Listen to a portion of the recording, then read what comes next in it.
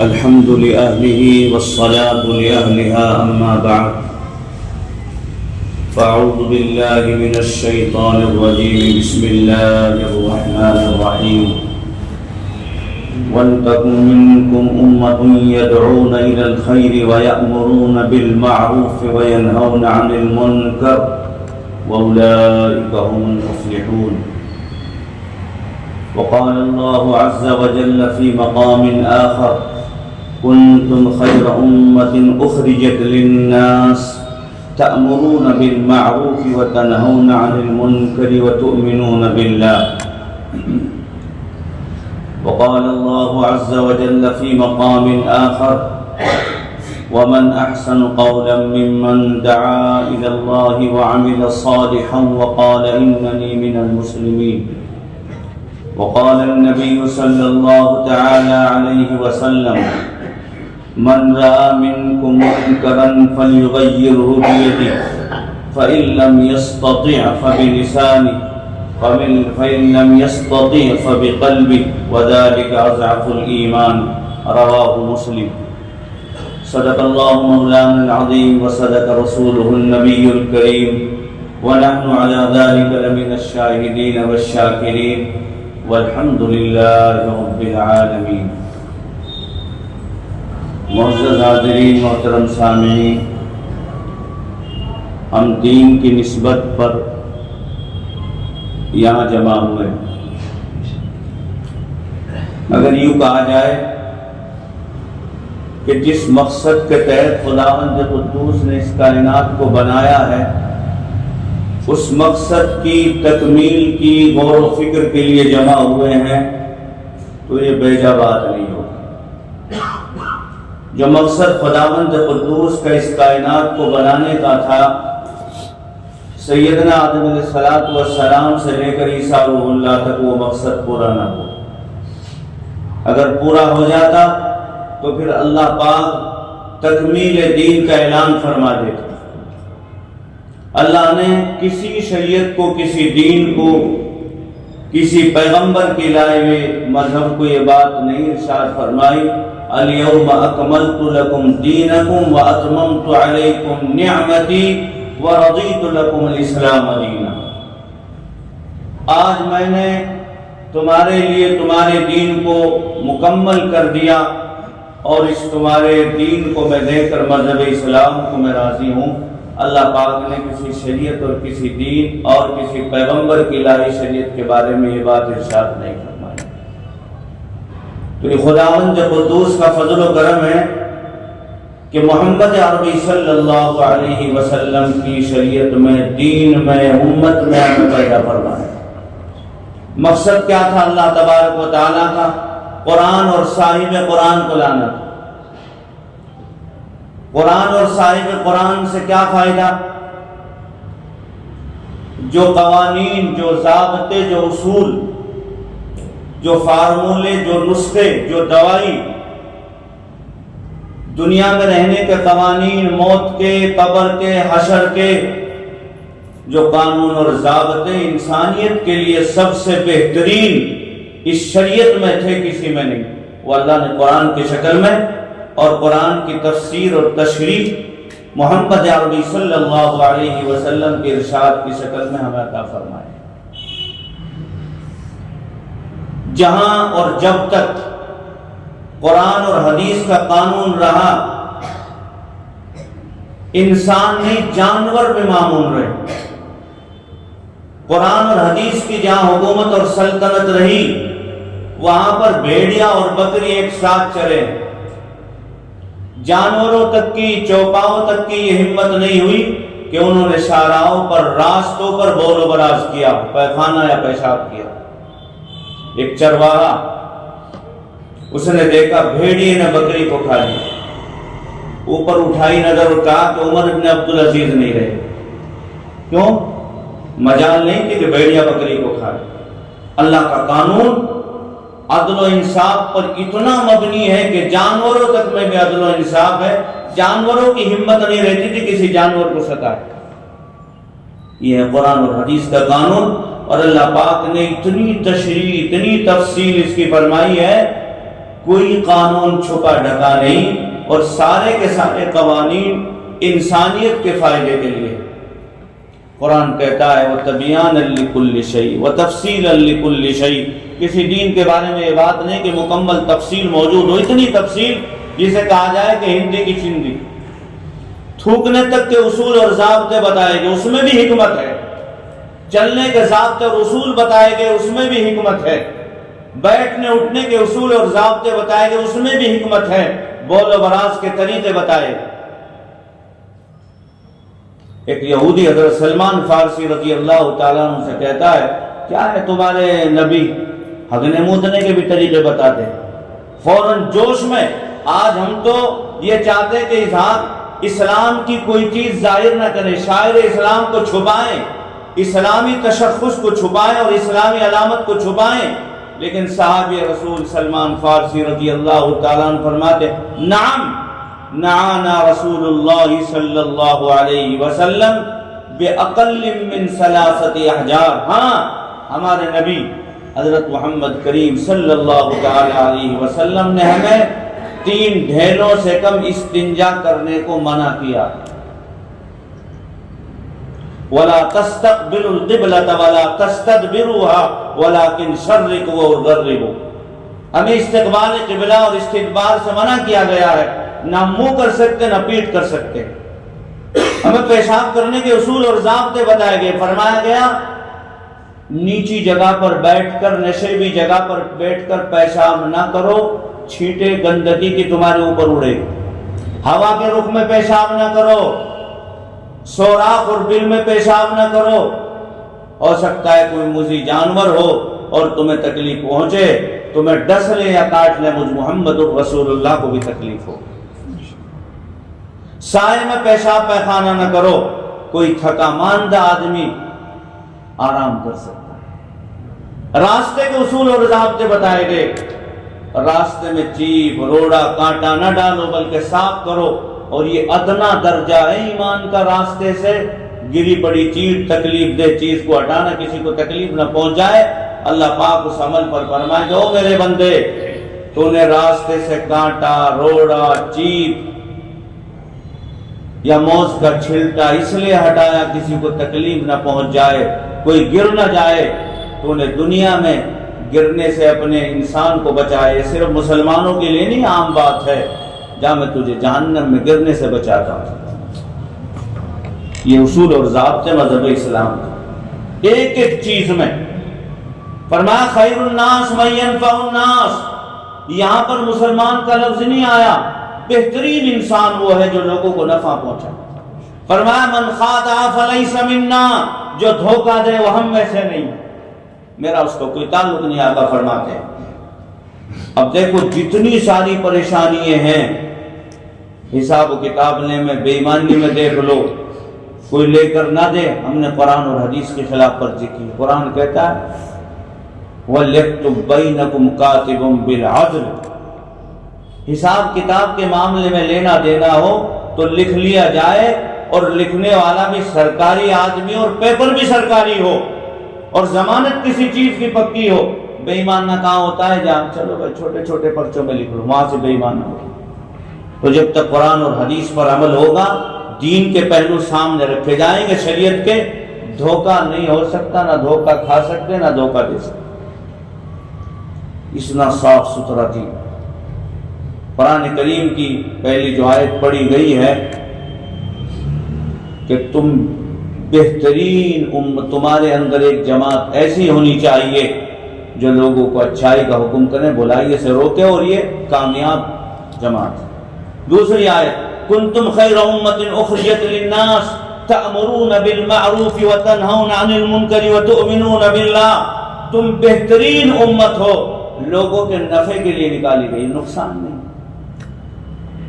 دھوکہ فراڈ نہیں۔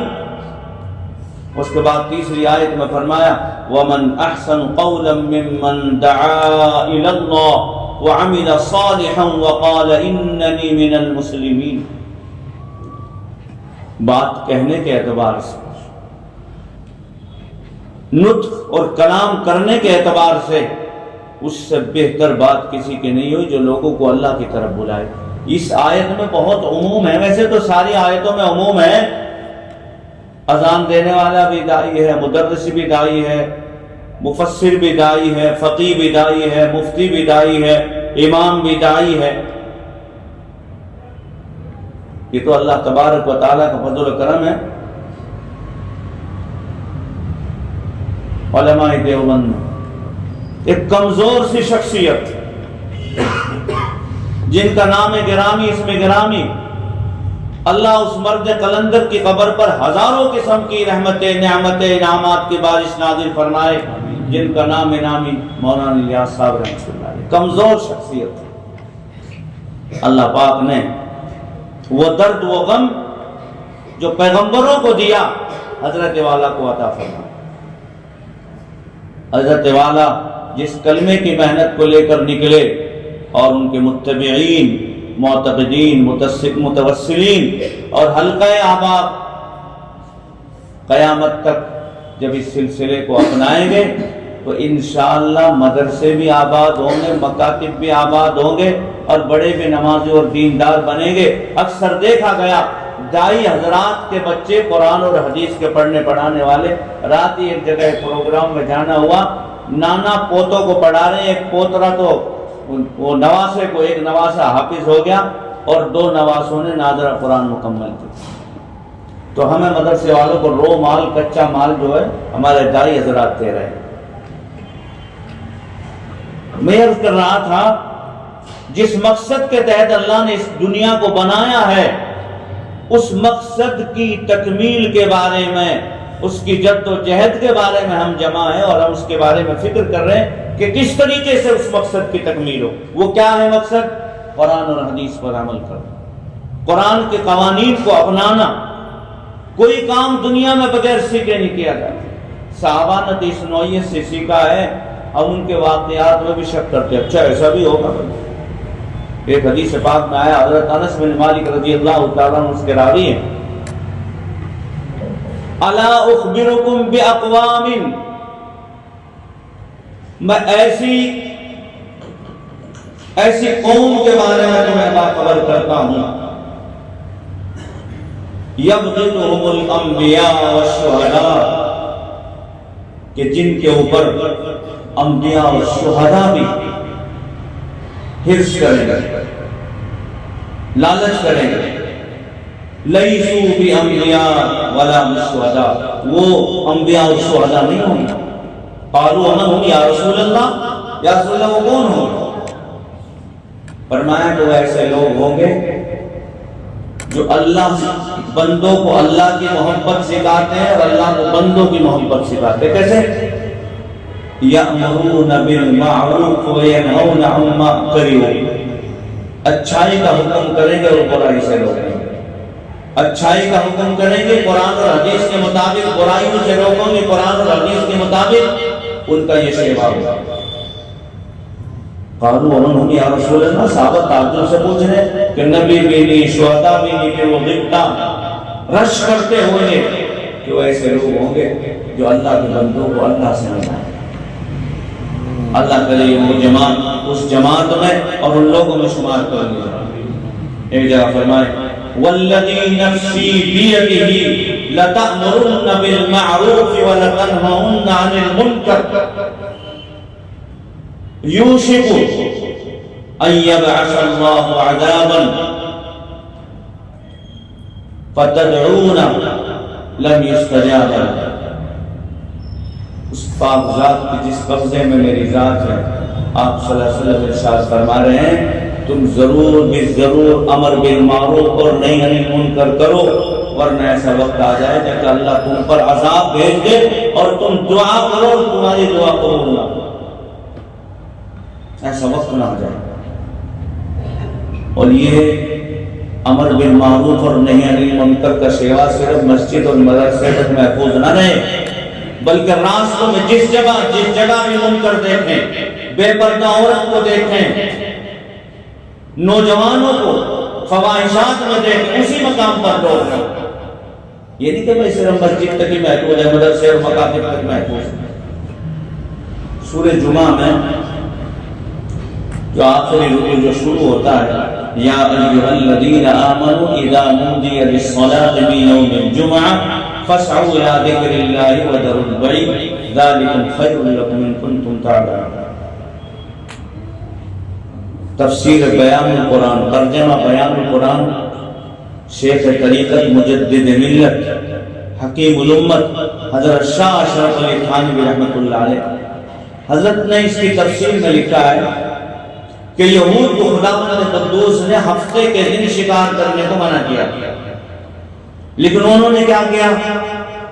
ہفتے کے دن گل ڈالتے تھے، اور خداوند قدوس نے امتحان اس طرح رکھا کہ ہفتے کے دن مچھلیاں اوپر پھینکی، اور صرف انہی کے لیے نہیں بلکہ پوری انسانیت کی پیدائش، آزمائش اور امتحان کے لیے۔ تبارک الذی بیدہ الملک وهو على كل شيء قدير الذي خلق الموت والحياة ليبلوكم أيكم أحسن عملا وهو العزيز الغفور۔ بابرکت روزات جس کا راج ہے سارے جہاں، سارے زمانے میں اس کا راج، جس نے موت اور حیات کو پیدا اس لیے کیا تاکہ وہ دیکھے کون اچھے عمل کرتا ہے اور کون خراب عمل کرتا ہے۔ فَأَلْهَمَهَا فُجُورَهَا وَتَقْوَاهَا، دونوں چیزیں۔ تو حضرت تھانوی رحمۃ اللہ علیہ اس کے تحت میں لکھتے ہیں بیان القرآن میں کہ ان میں 3 گروہ ہوئے۔ کتنے ہوئے؟ ایک گروہ تو ایسا تھا جو مچھلی پکڑتا تھا معنی میں، ایک گروہ خاموش گھر میں بیٹھ گیا، نہ پکڑتا تھا نہ پکڑنے والوں کو منع کرتا تھا۔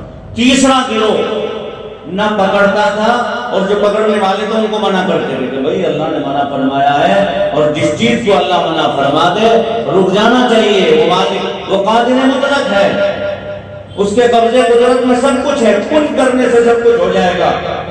تو حضرت نے لکھا ہے کہ جو مچھلی نہیں پکڑتے تھے گھر میں خاموش بیٹھتے تھے ان پر بھی عذاب آیا، اور جو مچھلی پکڑتے تھے ان پر بھی عذاب آیا، اور جو امر بالمعروف نہی عن المنکر کرتے تھے وہ بچ گئے۔ پھر اس کے بعد حضرت لکھتے ہیں اللہ تبارک و تعالیٰ نے مسلمانوں کو اذان سے لے، اذان سے پہلے اذان مراد ہے اذا نودی للصلاۃ من یوم الجمعہ فاسعوا الی ذکر اللہ وذروا البیع، پہلے اذان مراد ہے فاسعوا، جو دوڑو۔ کوئی وہاں مسجد میں بیٹھ کر ممبر پہ تھوڑا ہی چڑھتے بھاگتے، یہ دور کا مسئلہ ہے، یہ دور سے آؤ۔ فاسعوا لفظ کہ پہلی اذان سے خرید و فروخت بند کر۔ خداوند قدوس نے جب ان کو مچھلی پکڑنے کو منع کیا تھا اور ان کا انتقام لیا، ان پر عذاب آیا، تو ہمارے اوپر بھی عذاب آ سکتا ہے، لیکن ہم ماننے کو تیار نہیں۔ یہ تو محمد عربی صلی اللہ علیہ وسلم کی دعاؤں کی برکت ہے۔ آپ کے ذات بابرکات نے امت کے لیے رو رو کر اللہ سے مانگا یک بارگی یک دم یجتماعی عذاب میری امت پر نہ۔ صحابہ کی قربانی دین کے بارے میں، دین کو پھیلانے کے، آج شک ہوتا ہے۔ عمرو بن جموح غزوہ احد شریف بدر میں نجاشی کان دیا بیوی، سب جا رہے ہیں، آپ گھر میں پڑے ہیں، ایک کاش کے میرا شوہر بھی ایسا کامیاب ہوتا ہو جاتا، کیا کروں میں تو مدینے میں عورتوں کو منہ دکھانے کے قابل نہیں رہوں گی۔ نکل کے اور دعا کرتے تھے اللہ میری لاش واپس آنا۔ اب عائشہ صدیقہ رضی اللہ تعالیٰ عنہ فرماتی ہیں غزوہ احد کے اگلے دن میں نے دیکھا ایک عورت آ رہی ہے، اونٹ پر دونوں طرف کچھ تھیلے میں لٹکا ہوا۔ پوچھا کیا ہے اس میں؟ اماں نے پوچھا کیا ہے؟ انہوں نے نیچے اتارے کہ میرے شوہر کی لاش ہے، میرے بیٹے کی، میرے بھائی کی لاش، 3 لاش۔ آج ہمارا چھوٹا سا بچہ مر جائے تو ہمارے اوپر غم کا اتنا بڑا پہاڑ ٹوٹتا ہے کہ سمجھائے نہیں سمجھتے۔ دیکھو صحابہ، اور یہ اپنے آپ کو بہت بڑا کامیاب سمجھتے تھے۔ آپ صلی اللہ علیہ وسلم نے بدر میں بھی منع فرمایا عمرو بن جموح کو، دونوں پیر نہیں تھے، پیر نہ ہونے کے باوجود گھمسان کی لڑائی میں 9 دشمنوں کا پیر کٹ کر دیا بیٹھے بیٹھے خنجر سے۔ آپ نے منع فرمایا تھا، لیکن ان کی لاش نہیں اٹھ رہی تھی۔ واقعہ اس طرح اونٹ نہیں اٹھے، آپ نے ان کے بیوی سے پوچھا بلا کر کے انہوں نے کیا دعا کی تھی؟ یہ دعا کی تھی اللہ نے واپس نہ ہو تو ٹھیک ہے یہی دفن کر دو۔ انہوں نے جب اجازت طلب کی تھی جہاد میں جانے کے لیے مجھے یہ بات عرض کی تھی یا نبی اللہ میں احد کے دامن میں جنت کی خوشبو محسوس کر رہا ہوں، جنت کی خوشبو۔ تو انہوں نے قدر منزلت کی اور وہ پیدائی ہوئے تھے آخرت کے لیے محمد عربی صلی اللہ علیہ وسلم کے اشاروں پر جان گئے۔ کتنے حالات آئے کسی صحابی نے اشارے سے کنائے سے یہ محسوس نہیں ہونے دیا کہ ہم نے اسلام قبول کرنے کے بعد یہ مصیبت مول لے لی، اور کسی صحابی کو آپ بھیک مانگنے والا نہیں پائیں گے۔ مذہب اسلام بھیک نہیں منگواتا۔ ایک صحابی آئے ام شریک، خاندان والوں نے گرفتار کر کے اور لے گئے، ہاتھ پیر بندھے ہوئے، بالوں میں لیٹی ہوئے، گرم تپتی ریت پر، پیاس لگی، اللہ سے فریاد کی، اللہ نے غیب سے انتظام فرمایا، پانی پلایا، ایک ہاتھ نمودار ہوا اور وہ پانی پینے کے بعد کپڑوں پر بھی گرا ہے۔ انہوں نے آ کر کے دیکھا اچھا تمہیں کسی نے کھول دیا ہے اور تم نے ہمارے مشکلوں سے پانی پی لیا۔ اللہ کے بندو تم نے جس طریقے سے میرے ہاتھ باندھے تھے ایسے بندھے ہوئے ہیں، تم اپنے مشکلیں اپنی وہ برتن جن میں پانی ہے وہ چیک کرو، ان میں ایک انچ پانی کم نہیں ملے گا۔ دیکھا تو واقعی ٹھیک ہے۔ خالی یہ چیز دیکھ کر، غیب سے رزق کا انتظام دیکھ کر، انہوں نے سب نے جتنے تھے سب نے کلمہ پڑھ لیا، اسلام قبول کر لیا۔ اگر ہم خداوند خصوص پر کی ذات پر بھروسہ کر کے طاعت و عبادت کر کے اس سے مانگیں گے تو اللہ اغیار کے دروں سے ہمیں ہماری حفاظت کرتا ہے۔ فرمایا اللہ سے لڑو، نماز پڑھنے کے بعد اللہ میں نے اپنا کام کر لیا تو اپنا کام کرتا، میں نے مناجات کر لیا، میں نے جبین نیاز کو تیرے سامنے جھکایا، تجھے مشکل کشا حاجت روا نفع نقصان کا مالک سمجھا، میری بگڑی بنانے والا تو ہے تو ہے۔ اور ہماری کے کہاں گئی وہ عورتیں جو فجر کے بعد اشراق تک مصلے پر بیٹھتی تھی اور اللہ کے دربار میں پلہ پسار کر یہ کہا کرتی تھی الہی میرا شوہر یا میرا بیٹا یا میرا بھائی یا میرا باپ روزی کی تلاش میں نکلا ہے، اسے مال طیب حلال رزق عطا فرما، اس کی حفاظت فرما، برکت والی روزی عطا فرما۔ آج رات کے 12-1-2 بجے تک موبائلوں میں رہ کر کے محلے کے محلے ایسا محسوس ہوتا ہے کوئی زندہ ہی نہیں۔ ہم تو جاگنے والی قوم ہے، جہاں پر 19ویں جز میں رحمان کے بندوں کی جو تعریف کی گئی ہے، وَعِبَادُ الرَّحْمَنِ الَّذِينَ يَمْشُونَ عَلَى الْأَرْضِ هَوْنًا وَإِذَا خَاطَبَهُمُ الْجَاهِلُونَ قَالُوا سَلَامًا وَالَّذِينَ يَبِيتُونَ لِرَبِّهِمْ سُجَّدًا وَقِيَامًا۔ رحمان کے بندے تو وہ ہیں جو قیام میں رکوع میں سجدے میں رات گزارتے ہیں۔ آج ہم رحمان کے بندے جو موبائل میں رات گزارتے ہیں، پینے کھانے میں رات گزارتے ہیں، کھیلنے کودنے میں رات گزارتے ہیں، ناچنے میں رات گزارتے ہیں، آج ہماری کیفیت اس لیے اللہ ہم سے ناراض، بہت ناراض، در در کی ہم بھیک مانگتے پھر رہے ہیں۔ ہمارا میراث کا معاملہ ہو، شادی کا معاملہ ہو، گھر بار کا معاملہ ہو، بغیر بھیک مانگے، اس لیے کہ اللہ کا ڈر سے واللہ الغنی وانتم الفقراء وَإِن تَتَوَلَّوْا يَسْتَبْدِلْ قَوْمًا غَيْرَكُمْ ثُمَّ لَا يَكُونُوا أَمْثَالَكُمْ۔ میں مالدار ہوں، تم میرے در کے فقیر بن کر رہو، اور اگر نہیں تم بدلو گے، میرے در کے فقیر نہیں بنو گے، میری طاعت و عبادت نہیں کرو گے تو میں ایسے قوم کو لاؤں گا جو تمہاری جیسے نہیں ہوگی، تمہارا خاتمہ ہو جائے گا۔ ہمارے یہاں مظفر نگر میں ایک مسجد ہے رائیان، ہمارے مفتی خلیل الرحمان صاحب علی بھائی اللہ حضرت جو میں خیر و برکت عطا فرمائے، اپنے رہبروں کے لیے، علماء کے لیے سجدے میں دعا کیا کریں اللہ ہمارے رہبروں کی حفاظت فرمائے، دین ان کے اوپر محفوظ ہے، اللہ نے ان کے سینوں کو علم کا خزانہ بنایا۔ 10 سالوں میں بڑے بڑے علماء اٹھتے چلے گئے، بہت بڑے بڑے عالم اللہ والے چلے گئے، بہت بڑا خسارہ امت کا ہوا۔ وہاں ایک برادری ہے رائی، وہ آباد، ہمارے مفتی صاحب کی واقعہ سنایا کرتے تھے، وہ لوگ مسجد میں جانا انہوں نے چھوڑ دیا، مسجد ویران کر دی، ایک بھی آج گھر اس مسجد کے لیے مرائیان مسجد خالہ کار میں ہے، ایک بھی رائی برادری کا گھر نہیں، سب قریشی آباد ہو گئے، اللہ کا گھر انہوں نے آباد کیا، اللہ نے ان کو آباد کر دیا۔ اللہ کے پہلے بولتے تھے نہیں بھائی اللہ کے گھر میں چراغ، ہمارے گھر میں بولتے تھے کیا؟ آج ہم بولتے پہلے ہمارے گھر میں چراغ جی۔ اگر اپنے گھر میں چراغ لگاؤ گے، اللہ کا گھر کا چراغ بجھ گیا تو ہمارے گھر کے چراغ بھی چلے گئے۔ اور یہ بھی بات یاد رکھیں، جب تک مسجد آباد ہوگی، مدرسہ آباد ہوگا، دینی محفل مجلس آباد ہوگی، کائنات چلتی رہے گی، کھیتی باڑی بھی چلتی رہے گی، فیکٹری بھی چلیں گے، کاروبار بھی چلیں گے، دکان مکان بھی چلیں گے، ساری چیز چلتی رہے گی، چاند سورج ستارے سب چمکتے رہیں گے۔ جب مسجد مدرسے آباد نہیں رہیں گے، دینی حلقے آباد، دنیا کا خاتمہ۔ الحمدللہ لمبی چوڑی بات نہیں کرنی، تاریخ تو صحابہ کی بہت لمبی ہے، بزرگان دین کی بہت لمبی ہے، اس لیے کہ انہوں نے تربیت محمد عربی صلی اللہ علیہ وسلم آقا کو پیٹ پر 2 پتھر باندھتے ہوئے دیکھا۔ آقا تقریباً 3 سال تک محصور اور قید میں رہے سیاح نبی طالب میں، پینے کو پانی نہیں ملا، کھانا نہیں ملا، لیکن مجال ہے کہیں بھیک مانگی ہو سوائے اللہ۔ درختوں کے پتے وہ بھی نہیں ملے، سوکھے ہوئے پتے وہ بھی نہیں، فاقے۔ بہت سے بچوں نے تڑپ تڑپ کر کے جان دے دی اس دین کی خاطر۔ حضرت خباب بن الارث ہے،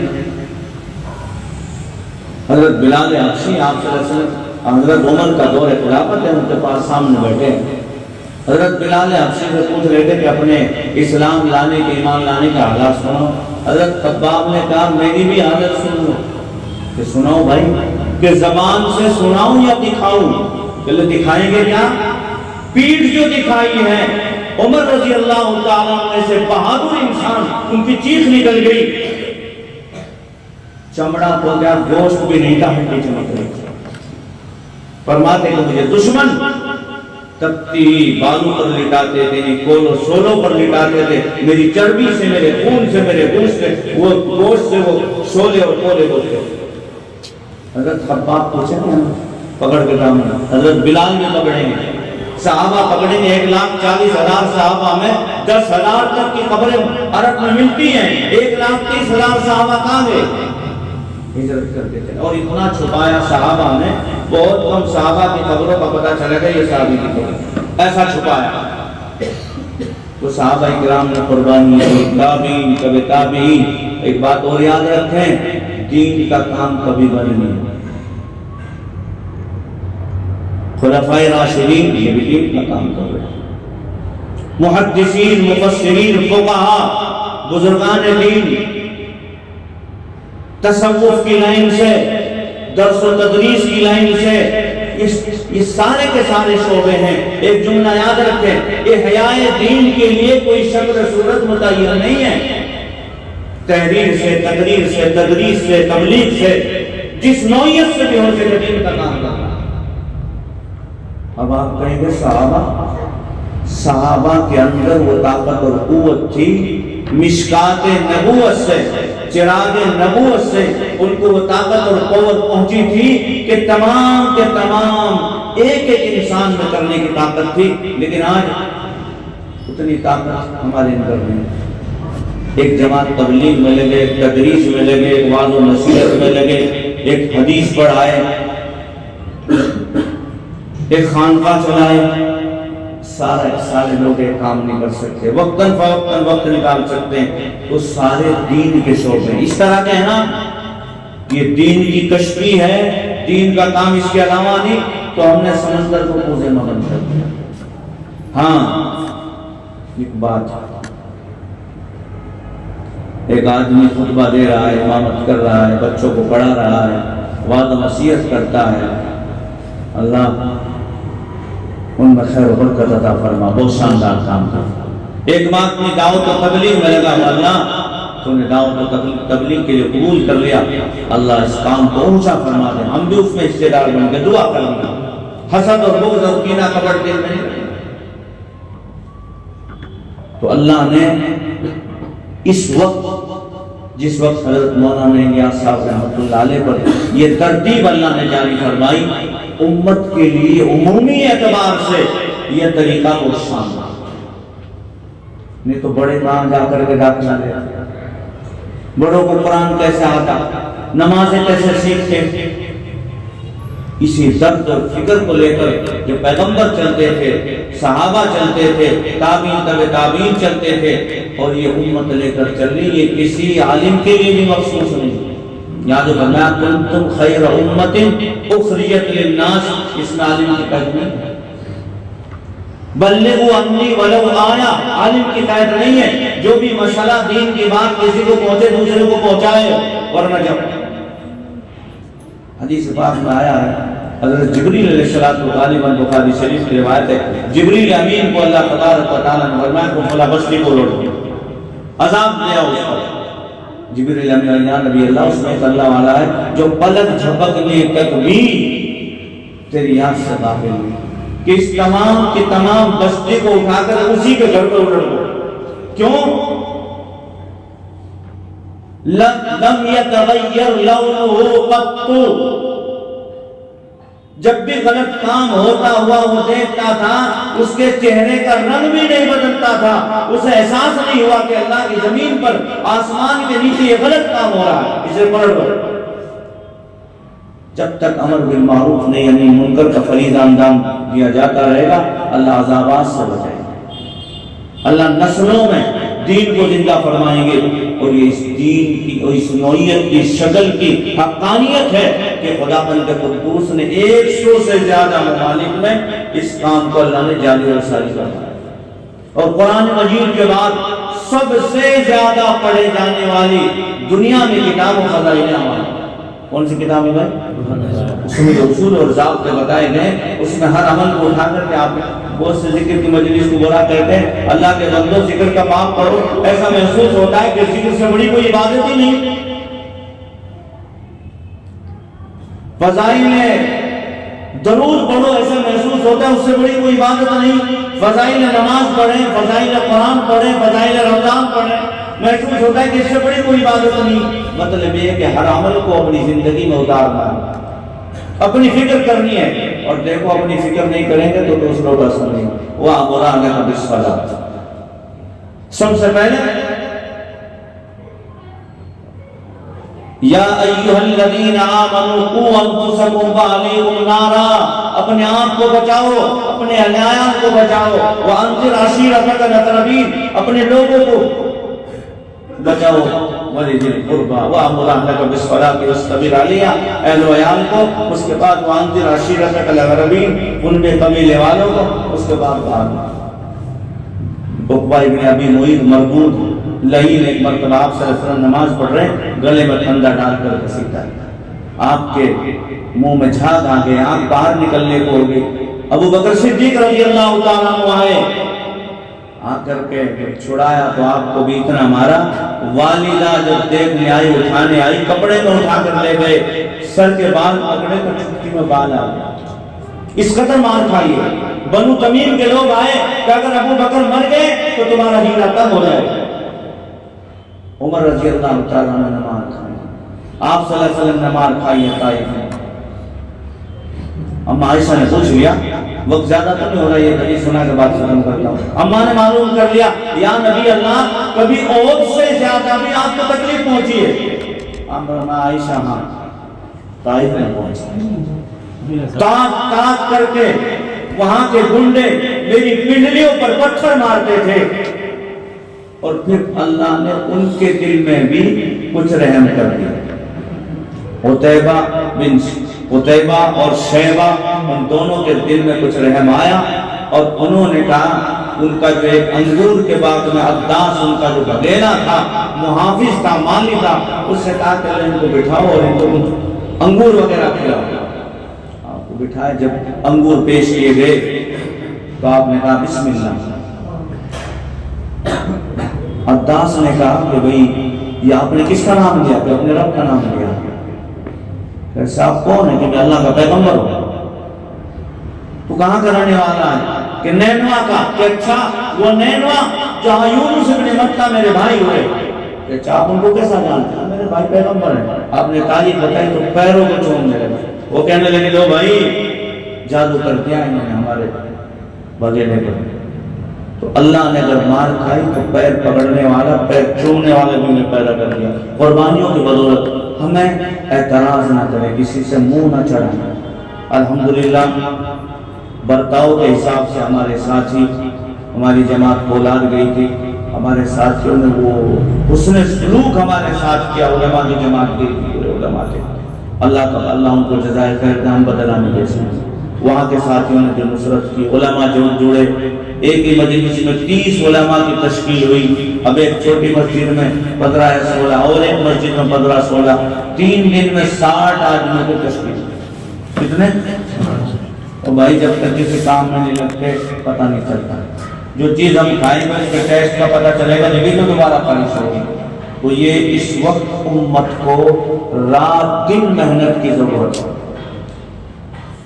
الیاس صاحب رحمۃ اللہ علیہ جب پھر رہے تھے میوات میں، آپ نے معلوم کیا فرمایا کہ میں تم سے روٹی نہیں مانگتا، مجھے چندہ نہیں چاہیے، مجھے تمہاری عمریں چاہیے، وقت چاہیے.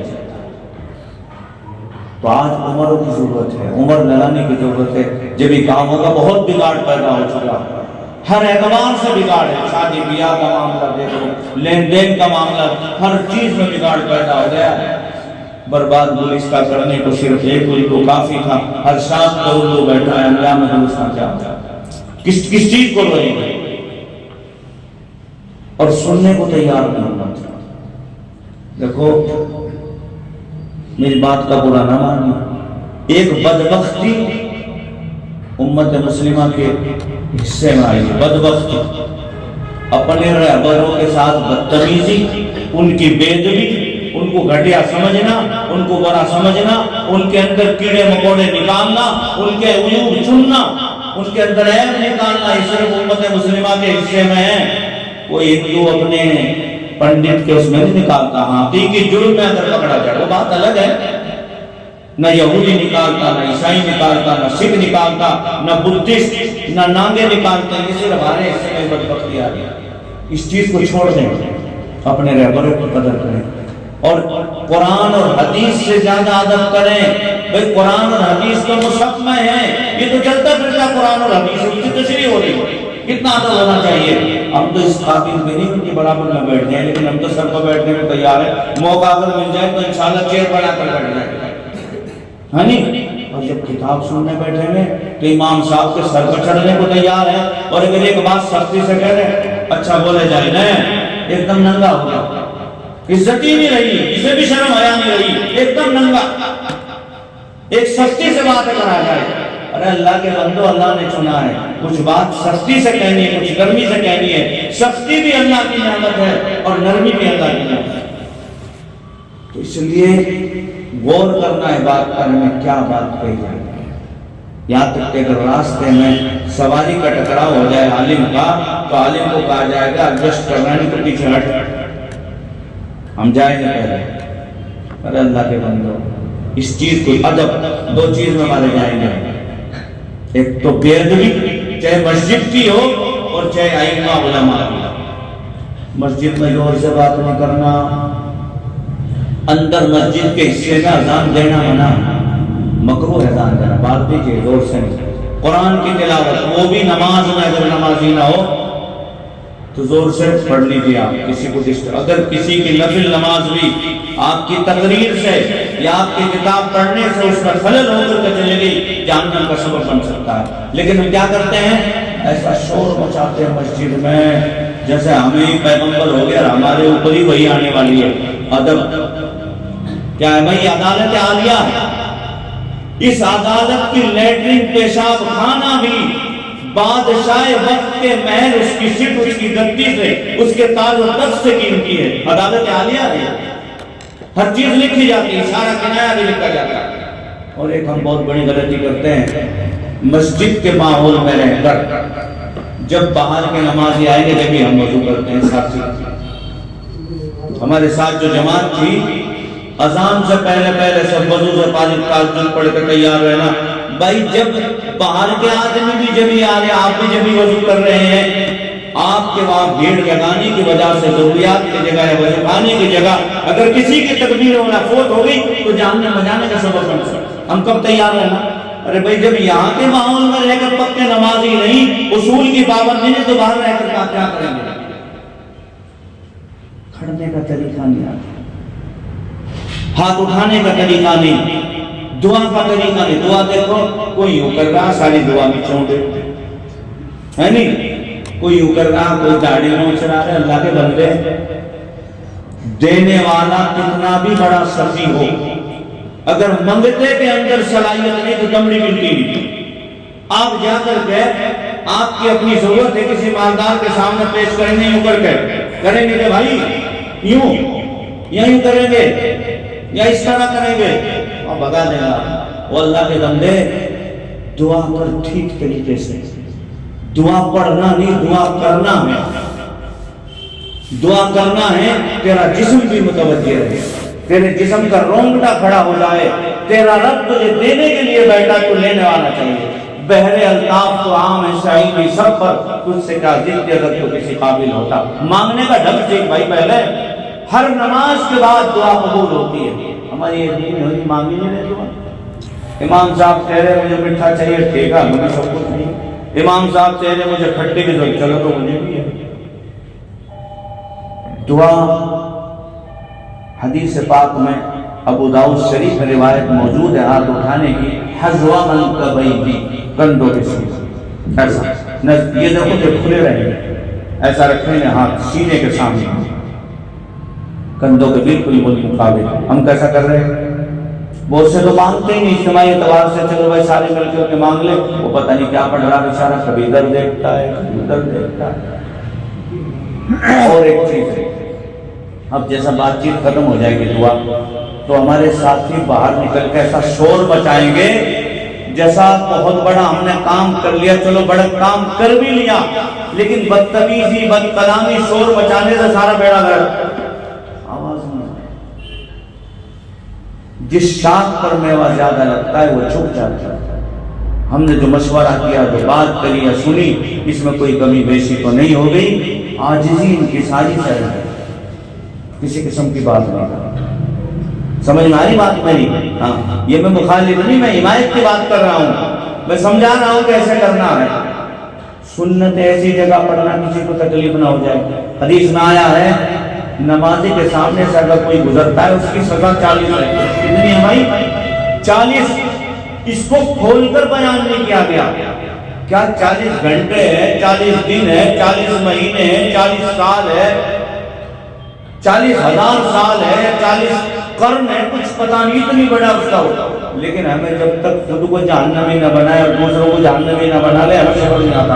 ایسی جگہ پڑھیں گے بہت سے تو بالکل امام صاحب کے پیچھے، امام صاحب کے نام سے لگے خبر بہت بڑا مسئلہ ہے، ایسا نہیں کرنا۔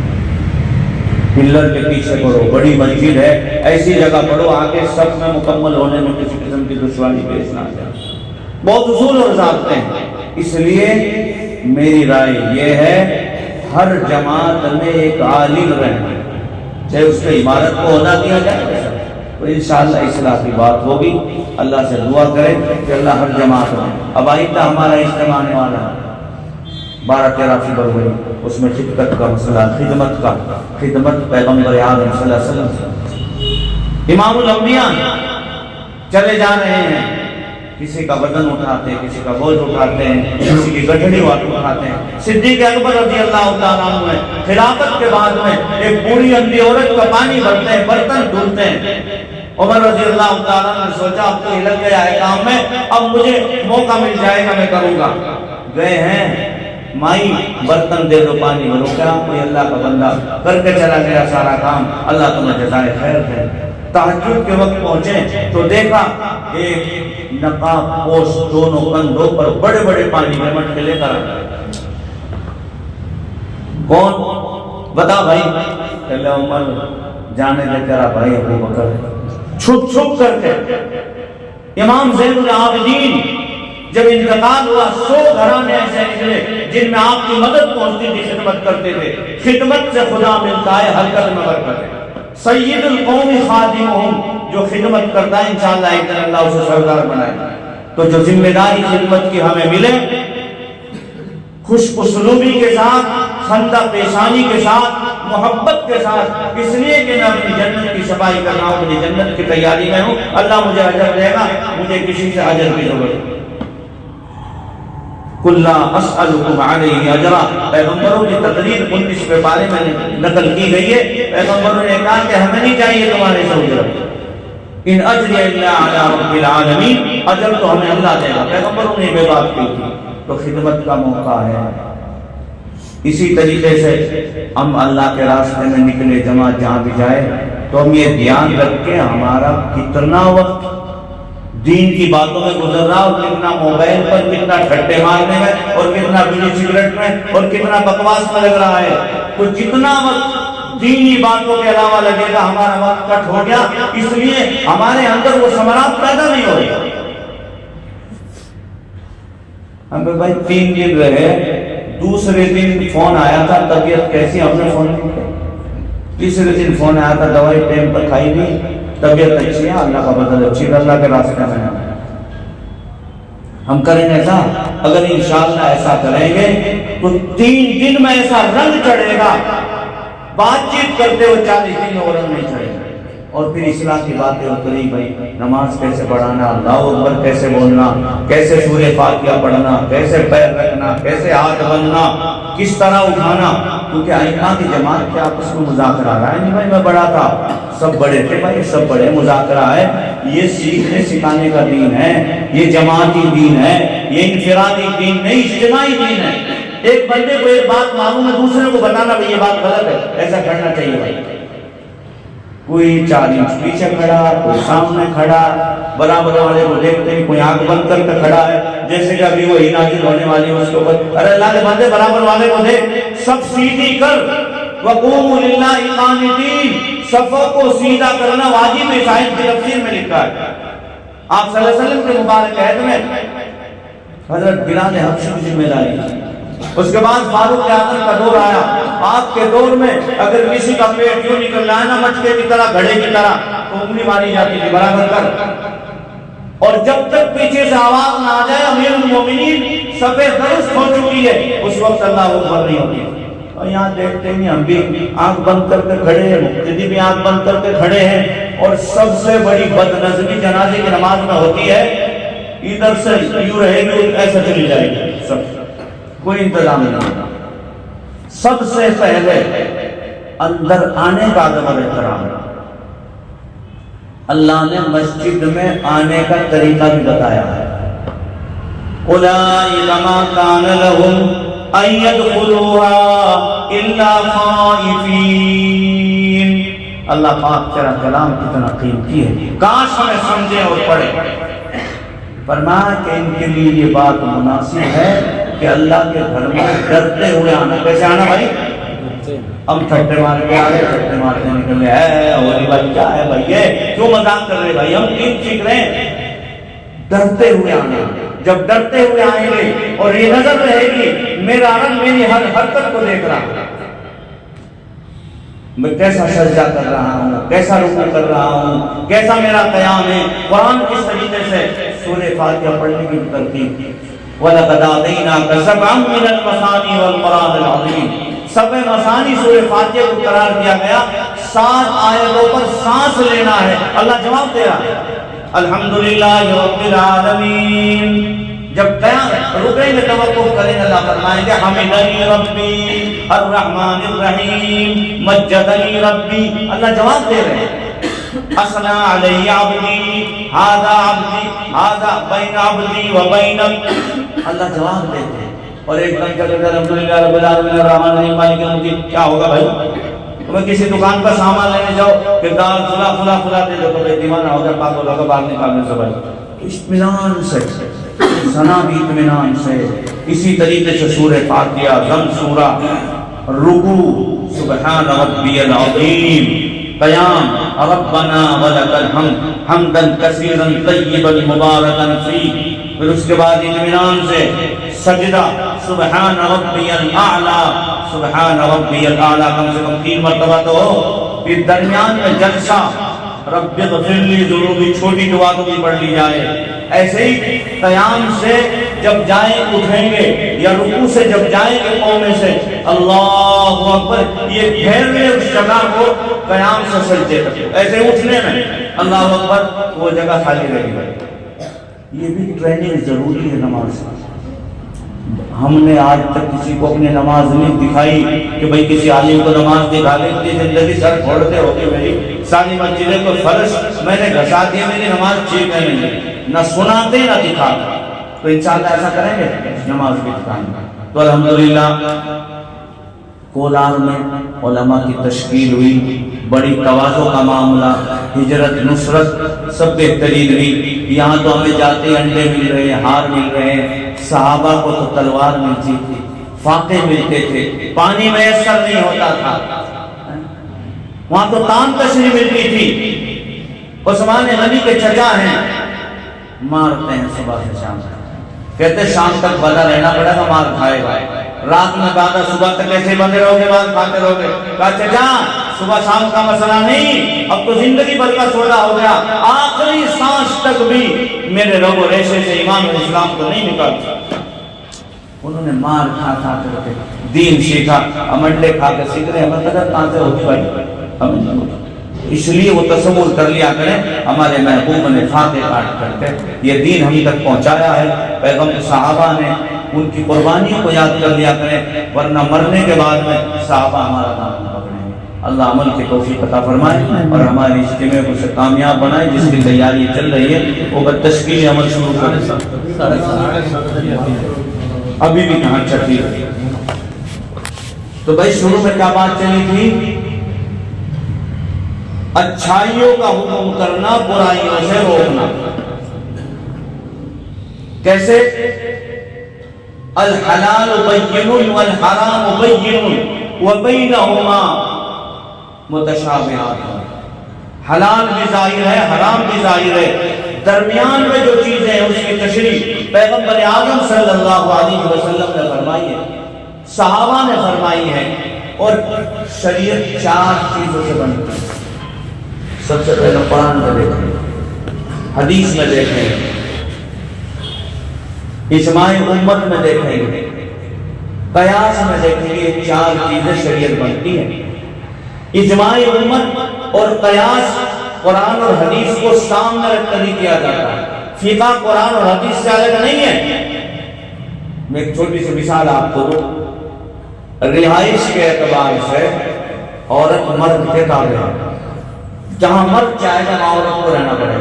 عورت اگر کہتی نہیں میں تو میٹے میں جا کر رہوں گی، نہیں، اس کا بات کرتا ہے۔ امام ابو حنیفہ رحمۃ اللہ علیہ کا یہ فقہ ہے کہ عورت مرد کے تابع ہے۔ مسئلہ کہاں سے نکالا؟ اللہ نے فرمایا آدم علیہ السلام کے لیے اسکن انت وزوجک الجنہ، اللہ نے خطاب کیا آدم علیہ السلام کو، مخاطب کرنا آدم علیہ السلام کو کہا ہے کہ تو اور تیری عورت جنت میں جہاں چاہے ٹھہر جا۔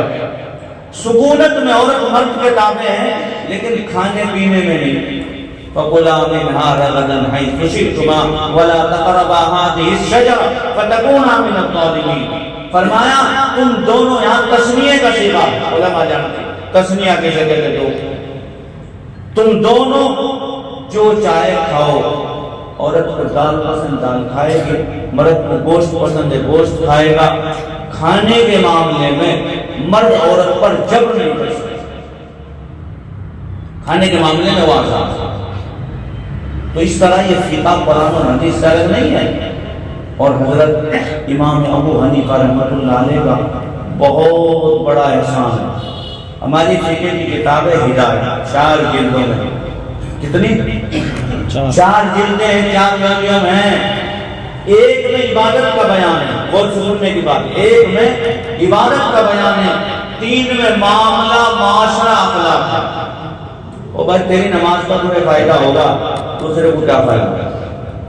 معاملے کا، اخلاق کا اور معاشرے کا، اس سے دوسرے کو پتا چلے گا تیری لیوا دیوی کیسی ہے۔ اذا وعد اخلف، منافق کی علامت ہے جب وعدہ کرتا ہے وعدہ خلافی کرتی ہے۔ اذا خاصم سب، جب جھگڑا کرتا ہے تو گالی گلوچ دیتا ہے۔ اذا اؤتمن خان، اس کے پاس امانت رکھی جائے اس میں امانت میں خیانت کرتا ہے، یہ منافق کی علامت ہے۔ فرمایا اخلاق کا معاملہ، ان اکرمکم المؤمنین احسنکم اخلاقا واطیبکم عالا، بہترین آدمی اللہ کی نظروں میں باوقار، قابل عزت، قابل احترام، اونچے مقام والا وہ ہے جو لوگوں کے ساتھ اخلاق سے پیش آئے اور گھر میں اہل و عیال کے ساتھ نرم ہو، باہر پنم رہتا ہے، گھر میں جا کے شیر اور باغ کی طرح ٹپکتا ہے۔ فرمایا اگر کسی کو اچھا آدمی تلاش کرنا ہے تو اس کی بیوی سے معلوم کر لے، اگر بیوی کہہ دے کہ اچھا آدمی تو وہ ولی ہے۔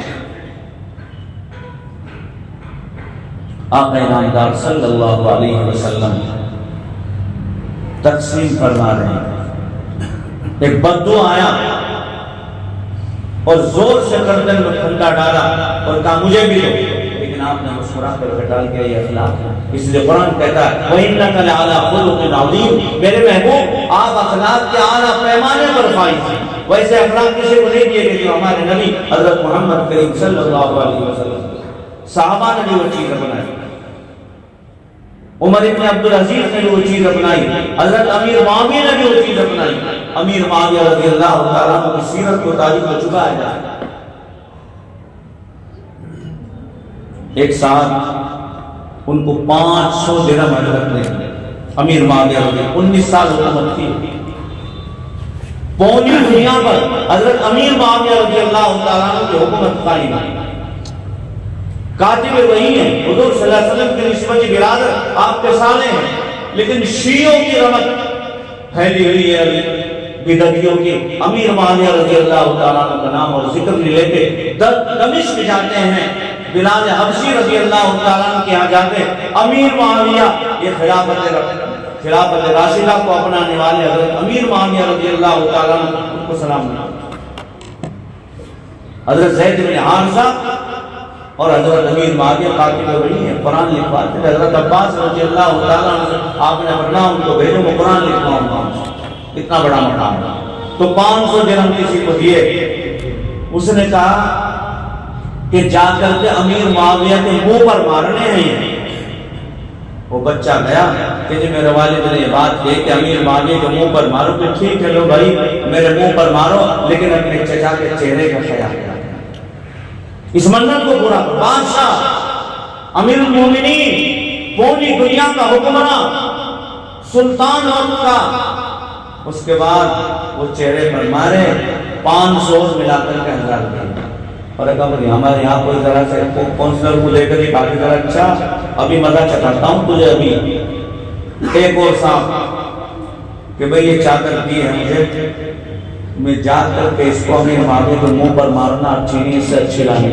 وہ بھی پہنچا کہ جی میرے والد نے یہ بات کہی امیر معاویہ کے منہ پر مارنا ہے، اچھا ٹھیک ہے بھائی لو مارو، لیکن اپنے چچا کے چہرے کا خیال کرنا، زور سے نہیں مارنا۔ یہ اخلاق ہے جو پیغمبر اعظم صلی اللہ علیہ وسلم سے سیکھے تھے، جو مصطفیٰ تھے، مشکات نبوت صلی اللہ علیہ وسلم سے صحابہ نے وہ سارے اپنائے ہیں وہ چیزیں، اور پھر علماء دیوبند میں یہ چیزیں کٹ کر حضرت شاہ ولی اللہ محدث دہلوی رحمۃ اللہ علیہ حجت البالغہ میں تحریر فرماتے ہیں کہ اللہ پاک نے بعض صحابہ کی روحوں کو روک لیا تھا۔ یہ حضرت تھانوی، حضرت گنگوہی، حضرت نانوتوی اور دوسرے بڑے بڑے اکابرین، حضرت مدنی ہو، سید عطا اللہ شاہ صاحب بخاری ہو، مولانا احمد علی لاہوری ہو، یہ بڑے بڑے جو علماء گزرے ہیں یہ تو صحابہ ہونا تھا۔ حضرت لکھتے ہیں اللہ پاک نے بعض صحابہ کی روحوں کو روک لیا تھا تاکہ متقدمین کا طریقہ متاخرین کو سکھائے۔ صحابہ نے کیسا قرض، یہ علماء دیوبند کے شان سیدھے سادھے نظر آئے گا، ٹیپ ٹلو نہیں، ہر عمل میں سنت کو اپنائیں گے، سنت کو فالو کریں گے، کہ کسی طریقے سے سنت آ جائے تو بناوٹ نہیں، کوئی سنگار نہیں، عاجزی انکساری۔ اور دیکھو بھائی اصل چیز تو اللہ کو عاجزی، فرمایا اللہ کے سامنے وہ چیز پیش کرو جو اس کے پاس نہیں، وہ کیا ہے؟ عاجزی انکساری۔ عبداللہ ابن مبارک بہت بڑے محدث ہیں، ان کے قول کو علماء دیوبند اور سارے دنیا کے علماء تسلیم کرتے ہیں۔ تسلیم کرنے کا مطلب یہ ہوتا ہے جو ان کی ذات کی رائے سے شریعت مانتے ہیں۔ حدیث کا درس دے رہے تھے، والدہ نے نابینا ہو چکی تھی اور ان کو نانا کی وراثت پہنچی تھی عبداللہ بن مبارک۔ تقریباً 20 سال کے بعد پڑھنا شروع کیا تھا اور خوب مالداری میں مزے میں رہتے تھے۔ ماں باپ دعا کرتے تھے، ماں بھی ولی تھی، باپ بھی ولی تھے۔ حدیث کا درس دے رہے تھے، والدہ نے کہا جاؤ کسی طالب علم کو اپنے استاد کو میں حج کو جانا چاہتا ہوں۔ والدہ نابینا ہو چکی ہے۔ حضرت نے کہا امی حج فرض تو کر لیے ہیں، معذور ہو گئے، چل سکتی نہیں، اٹھ سکتی نہیں، بیٹھ سکتی نہیں، حج فرض ہو چکا ہے۔ پیغمبر صلی اللہ علیہ وسلم کی میں حدیث پڑھاتا ہوں کہ حدیث میں ہی تو والدین کی بات ماننا ہے۔ آقا فرماتے ہیں میں عشاء کی نماز پڑھاتا ہوا ہوتا اور میری اماں حیات ہوتی اور مجھے کہتی تعال یا محمد، تو میں نماز توڑ کر جواب دیتا نام یا یہ میری ماں، بتاؤ کیا بات ہے؟ اچھا ٹھیک ہے چلے گئے۔ سنانے کا مقصد یہ لے کر گئے، پورے ارکان ادا کرائے۔ ارکان ادا کرانے کے بعد میں کعبۃ اللہ کا قلعہ پکڑ کر کے دعا مانگتے اللہ میں نے اپنی ماں کا حق ادا کر دیا۔ بولنے والا نظر نہیں آیا، کعبۃ اللہ کی دیوار سے آواز آئی عبداللہ حق ادا کر دیا۔ جو پیدا ہونے کے بعد پہلا چسکا ماں کی بدھی میں کستان میں مارا تھا، پہلا گھونٹ بھرا تھا، اس کا حق ادا نہیں ہوا، حق ادا کر دیا۔ ایک عالم کا بیان ہے، وہ کہتے ہیں کہ بھائی فلاں کا بیٹا فلاں جگہ پہلے والد سے والدہ سے جا کر ملتا ہے، والد نے شکایت کہ میرے سے بات نہ ملتا ہے۔ حضرت نے بتایا بھائی پہلے دروازے سے ملو، دروازہ تو کھولو جبھی تو جنت میں جاؤ گے۔ تم یہ بات کر رہے ہو کہ ماں کے پیروں کے نیچے جنت ہے، تو جنت میں پہنچنے کے لیے دروازہ چاہیے نہیں، باپ جنت کا دروازہ۔ بہترین خوبصورت بلڈنگ بناؤ، دروازہ نہ ہو پہاڑ کا ٹوٹا ہے، تو والدین ان کی دعا اور بد دعا رد نہیں ہوتی۔ یہ بھی بہت بڑی ہماری بدبختی ہے، والدین روڈوں پر بھیک مانگتے پھر رہے ہیں، بیٹا بیٹی سب پورے اچھے مزے میں۔ ایک شاید ایک عورت کا انتقال ہو گیا، ہماری محل میں بیٹھی دروازے پر آئی کہ جی امام صاحب سے بات کرنی ہے، بولو۔ کر لے کہ جی میرے 4 بیٹے 4 بیٹیاں، بیٹیوں کے پاس جاتے ہو دھکا دے دیتی ہمارے پاس جاؤ بیٹوں کے پاس، بیٹوں کے پاس جاتے ہو وہ انتقال دے دے جاؤ بیٹیوں کے پاس، یا تو آپ میرا فیصلہ کرائیں جماعت میں بیٹھ کر، نہیں تو دعا کرتے مجمع میں اللہ مجھے بلا لے، اب میرے لیے جگہ نہیں۔ ایسے یہی قیامت۔ ایک صاحب بتلا رہے تھے کہ جی ایک بیٹی 12ویں کلاس کی طالبہ، وہ ماں سے کہہ رہی ہے اماں تو سب کے سامنے کیوں بھونکتی ہے؟ کیا جملہ کہہ رہی؟ سب کے سامنے مجھے کیوں بھونکتی ہے؟ تنہائی میں بول دیا کر۔ یہی تو قیامت ہے، اس قسم کے حالات۔ تو جب تک دینی محنت نہیں ہوگی، دینی حلقے نہیں ہوں گے، عورتوں میں دینی باتیں نہیں پہنچیں گی۔ پہلے بددینی عورتوں میں آتی ہیں، عورتیں مردوں کو مجبور کرتی ہیں، اس لیے سب سے پہلا مکتب ماں کی گود ہے۔ ماں کی گود دیندار ہوگی تو عبد القادر جیلانی رحمۃ اللہ پیدا ہوگا، بایزید بستامی پیدا ہوں گے، خواجہ اجمیری پیدا ہوں گے، حسن بصری پیدا ہوں گے، ابو علی شاہ قلندر پیدا ہوں گے۔ آج بھی مائی جی کا مقبرہ ہے۔ حضرت جب پیدا ہوئے تو لکھا ہے تعلیم کی کتابوں میں رونا بند نہیں ہو، کتنے لوگوں نے دم کیا۔ ایک بزرگ آئے، انہوں نے اس کان میں کچھ کہا، خاموش ہو گئے۔ ان سے پوچھا حضرت جی کیا تھا؟ کہ ماں حافظہ تھی، یہ ماں کے پیٹ میں رہ کر قرآن سنتے رہتے تھے، ناسی کا نشہ ٹوٹا، عادی کی عادت ٹوٹی تو روئے گا نہیں تو کیا کرے۔ یہ تو بھائی سب سے پہلی گود ماں کی گود۔ یہ جتنے بڑے بڑے اکابرین گزرے ہیں، اولیاء اللہ ماں کی دعا۔ ہمارے حضرت ٹیپو سلطان شہید رحمۃ اللہ علیہ کے بارے میں والد سے کہا کیا شیر کو چیر دیا، باپ کو کہا وہ کتے کو چیرے گا کیا؟ 2.5 سال کی مدت رضاعت میں جو دودھ پلانے کی مدت ہے، کبھی بھول کر بھی بغیر وضو دودھ نہیں پلایا، یہ تو پھر مرد قلندر اور مجاہد اور حافظ اور ولی اور مفتی پیدا کیوں نہیں ہو؟ آج کھانا پکاتے ہو ہماری ماں بہنیں فون، کھانا نکل رہا ہے، دودھ ابل رہا ہے، چائے نکل رہی ہے، سالن اد کچ رہا ہے، یہ ہمارے حالات بنے ہوئے ہیں۔ جیسے روح ایسے فرشتے، جیسے ماں باپ ویسی اولاد۔ تو اس لیے دینی حلقوں سے جڑنے کی ضرورت ہے۔ جب دینی حلقوں میں جڑیں گے، محنتیں ہوں گی، مرد حضرات بات سن کر عورتوں تک پہنچائیں گے، تو انشاءاللہ گھر کا ماحول بدلے گا، اور انشاءاللہ مدینے کا نمونہ ہمارا گھر پیش کرے گا۔ ہمارا گھر کیا پیش کرے گا؟ مدینہ۔ ہر عمل میں سنت، اللہ سے قریب ہونا ہے تو سنت، کھانے کی سنت، پینے کی سنت، ہر چیز کی سنت، ساتھ میں بیٹھ کر کھایا جائے۔ شریعت میں دسترخوان کا طریقہ، کھانے کا طریقہ، کیا چیز پہلے آنی چاہیے؟ پہلے دسترخوان بچھے، اس کے بعد دھلنے کا پانی، دھلنے کا برتن آئے، بعد خالی برتن آئے، اس کے بعد سالن وغیرہ، اور ہمارا کھانا انتظار نہ کرے، ہم کھانے کا انتظار کریں۔ پہلے کھانا اٹھا لیا جائے، بعد ہم پھر سارے اصول اور ضابطے کہاں سے آئے؟ سونے کا طریقہ بتایا، بستر کا طریقہ بتایا گیا، بستر کو جھاڑ کر کے سویا جائے، 3 مرتبہ جھٹکا جائے۔ 2 اعتبار سے انسان کے جسم سے ایسے جراثیم نکلتے ہیں جو نکلتے نکلتے وہ بیماری کی شکل اختیار کر سکتے ہیں، ان کو 3 مرتبہ جھٹکیں گے تو انشاءاللہ بیماری نہیں آئے گی۔ اور آقا فرماتے ہو سکتا ہے کوئی جانور، موذی جانور ہو، کوئی دھاردار چیز ہو اور تمہیں تکلیف پہنچائے تو مجھے محمد رسول اللہ صلی اللہ علیہ وسلم کی تکلیف پہنچے۔ اور آقا نے ہر عمل اپنے ہاتھ سے کر کے بتایا، جوتا سی کر کے بتایا۔ آقا آپ جوتا سیرے، نبوت کا کیا کام ہے؟ جوتے سینے سے۔ فرمایا میری امت کا کوئی آدمی جوتے سی کر اپنی روزی کمائے گا وہ کہے گا یہ بھی سنت۔ اپنا کپڑا آقا سیرے، آقا آپ درزی کا کام کریں، نبوت کا کیا مطلب ہے کپڑے سینے کا؟ نہیں، میری امت کا کوئی فرد کپڑے سی کر کے اپنی روزی کمائے گا، وہ شان سے کہے گا کہ میں بھی سنت ادا کرتا ہوں، اپنے کپڑے خود دھلے ہیں، سارے کام کر کر کے بتا کر کے گئے۔ لقد کان لکم فی رسول اللہ اسوۃ حسنہ، ہر عمل کر کے بتایا ہمارے لیے۔ تو ہم جڑیں گے، ہمیں ساری چیز آئے گی، ورنہ نہیں جڑیں گے تو کیا پتہ چلے گا؟ ہمارے پاس وقت تو نہیں مدرسے میں داخل ہونا ہے کیا بھائی؟ بہت بڑی ذمہ داری بھی بچوں کی ہے نا، اہل بیان کی، ان کو بھی پالنا ہے۔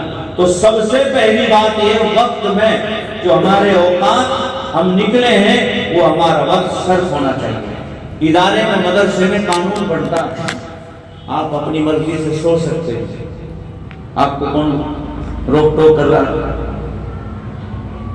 کھانے پینے میں بھی تھپڑ پڑتے ہیں، کیوں میں برابر آنا، وقت پر آنا، سونے بیٹھنے میں بھی تھپڑ پڑیں گے، ناظم دارالامامہ بھی مارے گا، مدرس بھی، صدر المدرسین بھی، محتم مدرسہ بھی، اپنی مرضی سے آپ پیشاب پاخانے کو بھی نہیں جا سکتے، بیٹھنا پڑے گا۔ 4 گھنٹے 5 گھنٹے درس ہوگا، اٹھ نہیں سکتے، نہ اپنی مرضی کا کھانا، نہ اپنی مرضی کا پینا، سارا مدرسے کے قانون کے مطابق جب بنا دیں گے انشاءاللہ پھر وہ توفیق ملے گا، پھر انشاءاللہ خود بھی راستہ پائیں گے، دوسروں کو بھی دکھائیں گے۔ اسی طریقے سے ہمارا دعوت و تبلیغ میں جب ٹھیک رہنے کا ضابطے کے تحت جو قانون بنا، تب اٹھنا، اشراق کا وقت، تعلیم کا وقت، مشورے کا وقت، گشت کا وقت، جب سارا بالکل ترتیب کے ساتھ ہوگا تو انشاءاللہ وہ فضل و برکات ہمارے اندر آئیں گے۔ بہرحال اللہ پاک ان کو جزائے خیر دے، جو بیچارے ہمیں لے کر گئے، تشکیل کی، ہماری خدمات انجام دی، ہمارے گاؤں کے بیچارے، اللہ ان کو جزائے خیر دے، اللہ ان کو عمر میں برکت دے، نسلوں میں اچھے بھلے لوگ پیدا فرمائے، اور جس مقصد کے تحت یہ محنت ہو رہی ہے کہ ہم اللہ سے جڑ جائیں، ہم سب اللہ سے جڑنے والے بن جائیں۔ ہمارا جو اجتماع 12-13 تاریخ کو ہونے والا ہے، اس کے لیے یہ مبادی کے طور پر اور مقدمۃ الجیش کے طور پر جو جماعتیں کام کر رہی ہیں، اللہ ان کو برابر فرمائے اور اس کو اتنا کامیاب بنائے کہ علاقے میں اور سارے عالم میں ہدایت پھیلنے کے فیصلے عام فرمائے۔ ماشاءاللہ، اللہ کا بہت بڑا فضل اور اس کا احسان ہے کہ ملباگل کی تاریخ میں علماء حضرات کی سب سے پہلی جماعت مودی صاحب کا تھی۔ میں ہوں سید منیر، سن میرے رب یہ دعا، میں ہوں سید منیر۔